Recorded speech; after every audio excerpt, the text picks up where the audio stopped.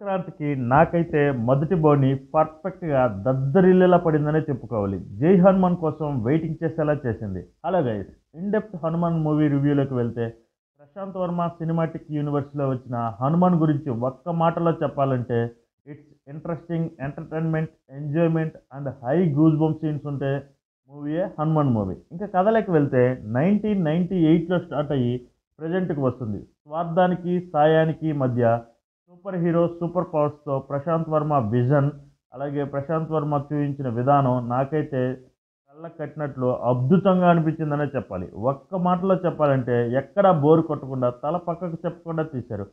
Comedy కూడా పర్ఫెక్ట్గా set అయింది. సత్య కామెడీ అయితే నెక్స్ట్ లెవెల్లో వర్కౌట్ అయిందనే చెప్పాలి. బీజిఎం అయితే ఫస్ట్ హాఫ్లో కొన్ని సీన్స్కి, సెకండ్ హాఫ్ ఒక సీన్ ఉంటుంది, అది అయితే నెక్స్ట్ లెవెల్లో ఉంటుంది.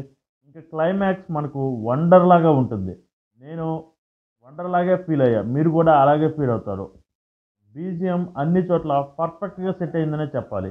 విఎఫ్ఎక్స్ కూడా 100% సెట్ అయింది. బట్ సెకండ్ హాఫ్లో కొన్ని చోట్ల మాత్రం కొంచెం తక్కువ అనిపించింది. బట్ వాళ్ళకి ఇచ్చిన బడ్జెట్లో ఈ అవుట్పుట్ అయితే నిజంగా చాలా అంటే చాలా బెస్ట్ అని చెప్పుకోవాలి.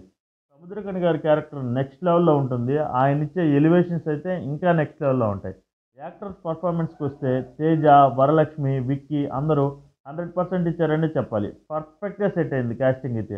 My review 3.5 out of 5. మీరు మూవీ చూసి ఉంటే మీ ఒపీనియన్ని మాతో షేర్ చేసుకోవడం మాత్రం మర్చిపోవద్దు. ఇలాంటి రివ్యూస్ అండ్ మూవీ ఇన్ఫర్మేషన్ కోసం ఛానల్ని లైక్ చేసి సబ్స్క్రైబ్ చేసుకోవడం మాత్రం అస్సలు మర్చిపోవద్దు. ఎందుకంటే ఇది సంక్రాంతి సీజన్ కాబట్టి. Will meet in next video. Bye all. Thank you for watching.